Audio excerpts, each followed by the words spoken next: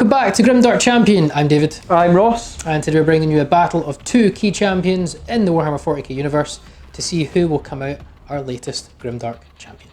So that's going to be an assassin off. I'm going to be using the Eversor assassin. And I'll be using Callidus, probably the best two combinations out of the four assassins to probably go with. Well, there's plenty of assassins to, stress test that theory. Yeah. How this works is that we each set up usually 24 inches apart from each other, unless we're more combat orientated, which with these assassins we are. We set up just over 18 inches, so we can get close into the combat and murder each other. We also get 3 command points to play with, to use on stratagems as we like. You cannot farm any more, so basically you start with 3, you don't go up, you don't go down, you don't get more, you don't get less. No abilities that give you it, done. 3, that's it, and you can spend them as you like. We also get any Legion traits, Warlord traits, relics that may be applicable, which in this one I think is going to be absolutely 0. Just units, stratagems for this one. So yeah, with that, let's have a look at the two possible Grimdark assassin champions. Yeah. Today I am bringing Callidus the assassin for this Grimdark Champion. Now obviously there'll be no sort of Warlord traits here, but Callidus has some pretty impressive moves. So stat line wise, Callidus is movement 7, weapon skill ballistic skill 2, strength and toughness 4, wounds and attacks 5, leadership 9 and a 6 up armor save. Callidus is armed with a neural shredder, and 1 phase sword and poison blades. Going through the loadout, a neural shredder is 9 inches, assault 1. Its strength, AP and damage aren't really factored in here. What you will do is roll 3d6 each time this weapon scores a hit. If that roll is equal to or greater than the target unit's highest leadership characteristics, they suffer d3 mortal wounds. The phase sword is pretty nasty. Its strength user, -3 2 damage, and its invul saves cannot be taken against attacks made by this weapon. She also has poison blades, which are strength, the poison blade strength isn't impactful, but it's -1 damage. The reason it hasn't got a strength characteristic is each time the bearer fights, it makes 1 additional attack with this weapon, and this weapon wounds on a 3+ unless it targets a vehicle, in which case it wounds on a 6+. Obviously has the core rules, execution force, independent operative, and lightning fast reflexes. Lightning fast reflexes is a 4-up invul. It has the polymorphine rule, which it won't get to use in this game, but that's during deployment you can set up this model in disguise instead of setting up in the battlefield. At the end of any of your movement phase, this model can revert to its true form, set it up anywhere in the battlefield that is d6 plus 3 inches away from enemy models. For example, if you roll a 4, the model can be set up anywhere that is more than 7 inches from an enemy model. It also has hit and run, so it can fall back and shoot in charge in the same turn. And Reign of Confusion, which is pretty nice. If you have any models with this ability in your army, then during the first battle round, roll a d6 for each of your opponent's spent command points. To use a stratagem, on a 4+, your opponent must spend an extra command point to use the stratagem, or else it has no effect. The CP spent so far are lost. This ability cannot affect stratagems used before the battle begins. So that's Callidus. Let's take a look at our foe. And here we have the Eversor assassin, absolutely monstrous creature. Always wants to get in combat, cause a killing rampage, and also if you take him out, might take you out with him. So let's have a look at the rules. So we have movement 7 because assassins are fast, weapon skill and ballistic skill 2+ because assassins are reliable to hit, strength and toughness 4, wounds 6, which is slightly higher than other assassins I believe, 6 attacks, which again is higher than other assassins, and leadership 9 with 6+ save. The Eversor assassin is armed with 1 executioner pistol, 1 neural gauntlet, 1 power sword, and melta bombs. For the executioner pistol is a range 12 weapon, pistol 4, strength 4, -1 AP and 1 damage, but you can reroll wound rolls for attacks made with this weapon when they target infantry. So a good way to shred a couple of infantry models. Neural gauntlet, which is a melee weapon, +1 strength to make him strength 5, -1 AP and 1 damage, and you can reroll wound rolls for attacks with this weapon. It's kind of like a bit of a slightly better lightning claw, but with less AP, but with better strength. He's got power sword, which strength user, -3 AP and 1 damage, if you do need the extra minus from AP. And a melt bomb, which is range 4, grenade 1, strength 8, -4 AP and d6 damage. You can reroll wounds rolls for attacks made with this weapon when they target a vehicle. So what rules do they have? Execution Force, Independent Operative, and Lightning Fast Reflexes. Lightning Fast Reflexes giving 4-up invul. We also have Bio Meltdown, which if this model is reduced to 0 wounds, roll a d6 for each enemy unit that is within 6 inches of this model before removing it from the battlefield. And a 4+, the enemy unit suffers d3 mortal wounds. Sentinel Array, each time an enemy unit falls back within 1 inch of this model can immediately make a shooting attack against the enemy unit as if it was shooting phase. So trying to run away, I'll still gun you down, but not going to really affect Grimdark Champion. We also have Friends on, which when making a charge roll for this model, roll 3d6 rather than 2d6. So yeah, much more reliable to get into charge range.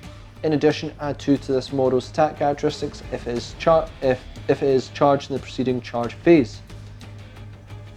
If it charged, so yeah, only when you charge you get 2 extra attacks, so that's going to give it 8 attacks on the charge and 3d6. Whoa.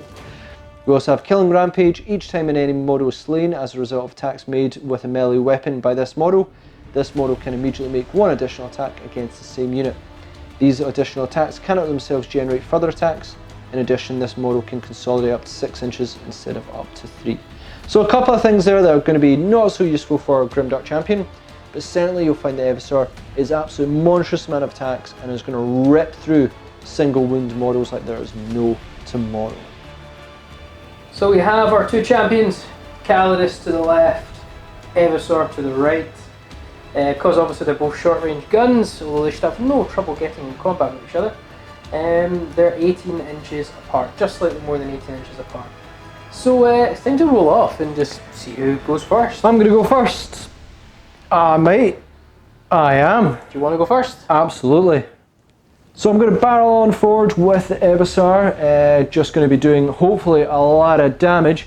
Move 7, which is pretty good, bring me within range to possibly charge, though it is extremely long bomb, and also get to use the Executioner Pistol. So let's go with the Executioner Pistol, 4 shots, hitting on 2s. All hit. Wounding you on 4s, but I get to reroll everything because you are infantry. Reroll.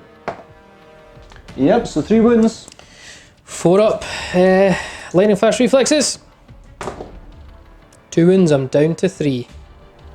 So with that, we've already got our first sort of blood in this Grimdark Champion. Now the Eversor, I am 11 inches away, so that's going to be really tricky. But with Friends on, I do get 3d6 to my charge roll instead of 2d6. Slightly more than 11 inches away, so it'll be a 11 inch charge. 11 inch charge. So 3d6 though. Oh ho ho. 5. That'll nail it. Do it. And I thought it was like remove one of the dice, but you don't. So nope. Yeah. You make it, and I was not within range to overwatch with my pistol. So the Eversor Assassin has charged in, absolutely desperate to rip you apart before you've even got a chance. 6 attacks normally, but with Friends on, if I charge, I also get an extra 2 attacks, so I'm going to get 8. You sure are. 8 attacks, going to use the Nero Gauntlet in melee, so it's going to be 8 attacks, hit on 2s. So we've got 3 misses, which is not ideal. Going to be wounding you on 3s with the Nero Gauntlet, because it's +1 strength, bring me to 5. -1 AP, 1 damage, but I get to reroll all wound rolls for it as well. So 3s, reroll them. Okay, 5 wounds. 4 up. I'm alive! Oh wow! Okay, dangerous. 2 wounds remaining. So the Callidus is still alive to swing back, and we're going to use the Phase Sword first of all. So 5 attacks, hitting on 2s. They all hit. Oh. Now I'll be wounding you on 4s. Yep. But this Phase Sword ignores your invul saves. So I need you to do bad here. Wounding on 4s. Ooh. You know what? I've got command points for days. Do it. I'm going to use a command point. Yep, I'm down to 2 command points, and your 6 up saves or dead. Yeah.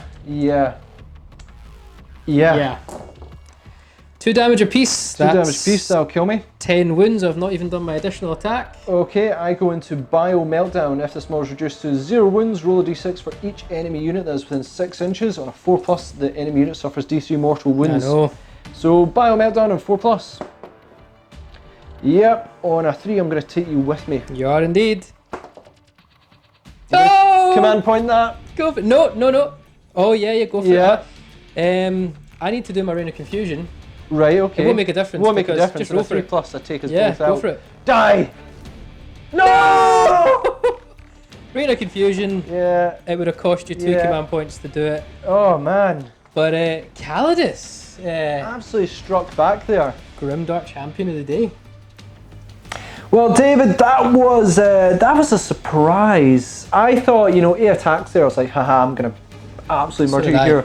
The sort of pistol shots there shouldn't have done as well as they should, but they did. And that looked a bit precarious for a minute. And then ignore like the invul save one. Yep. That kind of sealed it. I think that makes you is it the Callidus? Yeah, Callidus. Very good for killing characters. Being able to ignore invuls. What's its AP? Is AP dash? It's AP minus 3, I think. Yeah. But it's either AP minus 3 or AP minus 2, but it's 2 damage piece. Yeah, and that'll go through. I mean, if you're facing like even Terminators, Yeah. gone. Terminator Take a Storm few Shield. You love your Storm Shield. It's gone. Yeah. It's gone. And yeah, that surprised me. I really wish I'd activated hyper. The metabolism and get to ignore wounds and 4+. But I was like, if I don't kill you, I'll spend 2 command points to just murder you again. Yeah, I thought you would have killed me, but I guess thing with assassins, it can actually go anyway. Yep, you never know with assassins. They're so randomised in how they perform on the tabletop. So yeah, guys, thanks so much for watching. That was an interesting result, to say the least. Check us on our links down below for social media to see the projects we're working on, Patreon to support the channel, but more importantly, we hope to see you again at another one of our Grimdark Champion Battle Reports.